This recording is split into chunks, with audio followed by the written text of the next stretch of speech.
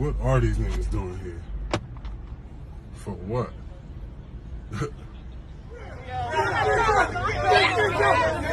Yo, look. All 100. Look, this is what I do in LA. This is all 100.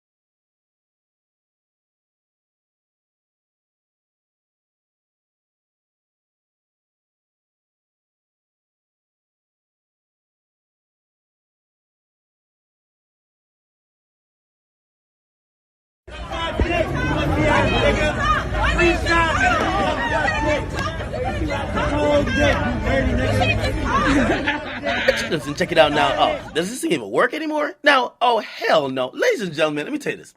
6ix9ine hit me and say, yo, act, man, I'm going back to Cali. Do you want to come with me? I got a private jet gassed up at Teterboro Airport. Do you want to come? I'm putting your name on the list. I said, Shrekky? Now, let me tell you this, man.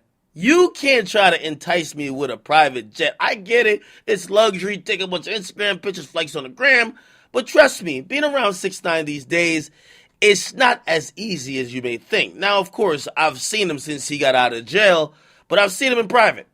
I don't want to be walking around with him in no public setting, okay? Not in New York, and hell no, not in motherfucking California. Now, he went to California, if you're wondering, pretty much he got a special permission from his probation officer. He's on probation, okay? He's off house arrest, but he's on probation. He is allowed to go and do meetings and a couple of business things that he has to do as an artist there, okay? He can go record, go meet with his label, go meet with like other, brands or whoever that want to do business with him, that he could still make some money. Now, of course, when he lands, does he keep a low profile, go to his meetings, keep his head down, and get the fuck out of LA? Fuck no. He's rolling around with a militia-like security team, and he is basically letting people know he ain't running, he ain't hiding. Now, here's what I'm saying. First of all, and by the way, I said this to him personally too. Could somebody get his girlfriend a bulletproof vest? Because she's the only one without a bulletproof vest. Everybody got bulletproof vests. If y'all think 6ix9ine just gained some weight, no, he didn't. He got a bulletproof vest under that shirt. Trust me. He got a bulletproof vest. Old security got a bulletproof vest. His girlfriend, who has a kid, does not. Now, I'm hoping nothing happens, but she should also take some precautions as well. Now, this is precisely why I ain't going to be out there with him. Number two, you're in LA. We all know your history with LA. But when you're moving as how you're doing, it makes it seem like you're trying to do the, come test my gangster shit. Now, he popped up to Nipsey Hussle's Mural, which is near the store that Nipsey Hussle got killed at, which is Nipsey Hussle's store, the Marathon store.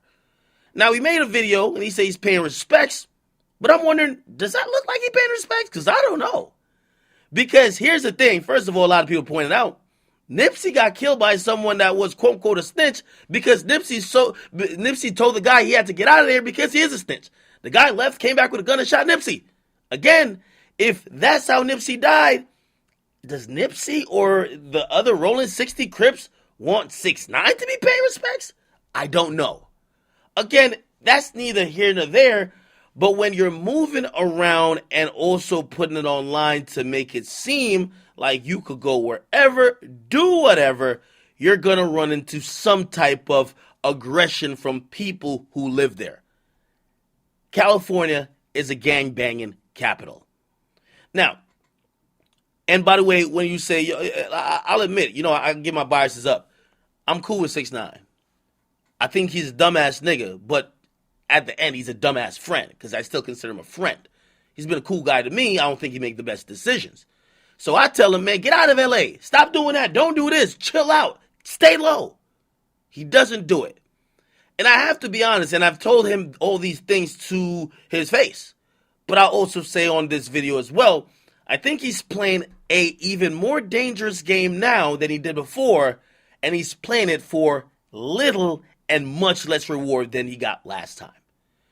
Last time when he did this whole thing, remember around All-Star break when he said he wasn't checking in and everybody was looking for him and you know what I mean, like he was beefing with a couple people in LA, pretty much the whole hip-hop was tuned in to watching the 6ix9ine show.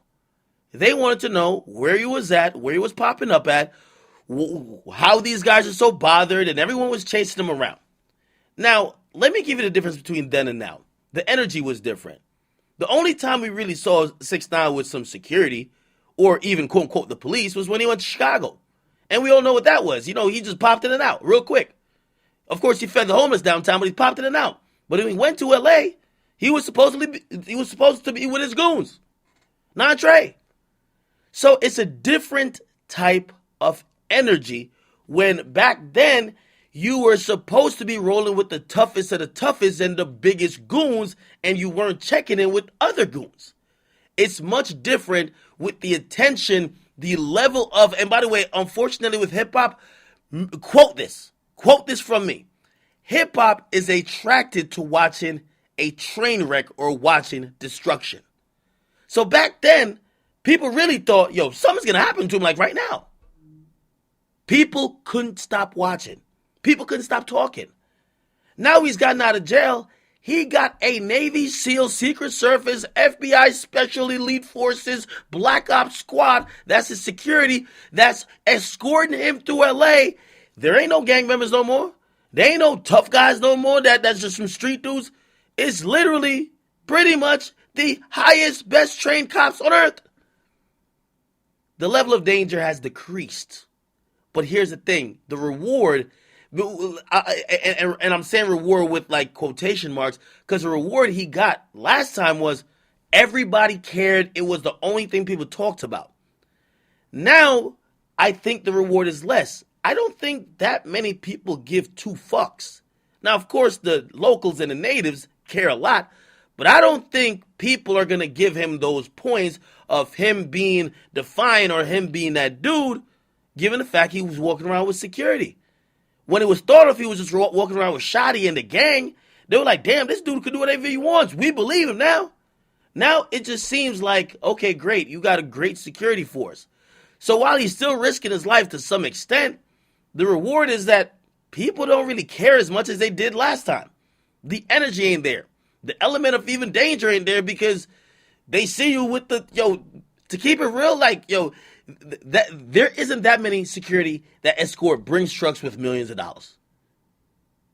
And again, unless somebody's an idiot, go shoot a cop. Because it's cops that's rolling with them. What are you going to do? Try to shoot with them? You'd be an idiot.